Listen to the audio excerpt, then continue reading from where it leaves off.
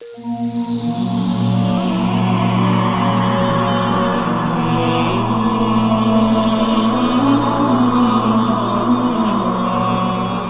Viewers میں سے ایک نے سوال آپ سے کیا ہے کہ کیا مراقبے کی اجازت ہوتی ہے اور کیا اس سے بھی رجت ہو جاتی ہے؟ دیکھیں، مراقبے کی جو ہے نا 2-3 قسمیں ہیں۔ ایک ہے وہ مراقبہ جو انگریز کرتا ہے، جس کو میڈیٹیشن کہتے ہیں، اور اس میں کبھی وہ گائیڈڈ ہوتا ہے اور کبھی وہ بس بیٹھ کر اپنی سانس پہ غور کرنا ہوتا ہے۔ تو انگریز کا جو بھی مراقبہ ہے اس میں کسی اجازت کی ضرورت نہیں ہے،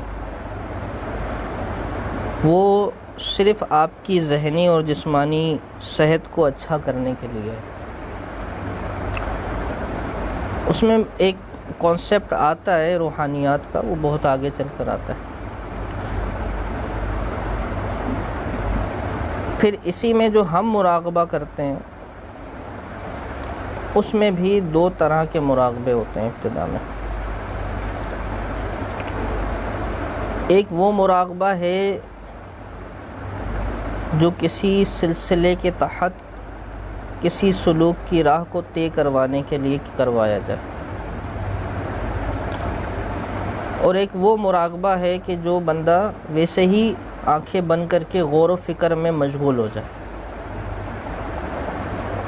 جیسے آنکھیں بند کر کے وہ اللہ تبارک و تعالیٰ کی قدرت میں غور و فکر کرے کہ یہ کائنات کتنی بڑی ہے اور اس کائنات کا نظام کتنا ایکوریٹ چل رہا ہے، کچھ بھی خود سے پیدا نہیں ہوا، اور کتنی قسم کی مخلوقات ہیں۔ اسی طرح سب چیزوں پر وہ غور و فکر کرے اور پھر وہ بار بار اس نتیجے پہ پہنچے کہ یہ سارا کا سارا کمال جو ہے یہ رب تبارک و تعالیٰ کی ذات کا ہے۔ یہ بھی ایک مراقبہ ہے، غور و فکر، ایک طرح کا یوں مراقبہ کہہ سکتے ہیں اس کو۔ اور وہ والا جو مراقبہ ہے جو باقاعدہ جس میں سیر ہے اور باقاعدہ جو کسی شیخ کی نگرانی میں کیا جاتا ہے، تو جتنے مراقبوں کا ابھی ذکر کر دیا، غور و فکر والا اور انگریز والا، اس میں کسی اجازت کی ضرورت نہیں ہے، کر لے بھلے، اچھا ہے، فائدہ ہوگا، فائدہ دے گا، ہر ایک کر سکتا ہے۔ لیکن یہ جو مراقبے ہیں اس کا طریقہ بھی شیخ بتاتا ہے، اور کس کو کس مراقبے کی ضرورت ہے یہ بھی شیخ بتاتا ہے، اور مراقبہ مکمل ہو گیا یا نہیں ہو گیا یہ بھی شیخ بتاتا ہے۔ تو اس میں بالکل مراقبے میں اجازت کی ضرورت ہوتی ہے، اور مراقبے میں رجت تو نہیں ہوتی، ہاں مراقبہ بگڑ جاتا ہے۔ وہ یوں ہی ہوتا ہے کہ جس طرح سے بتایا جاتا ہے اگر اس طرح سے نہ کیا جائے یا اپنے پاس سے کوئی معاملہ کر لیا جائے تو وہ مراقبہ بگڑ جاتا ہے، تو وہ شیخ اپنی توجہ سے اس کو درست کر دیتا ہے۔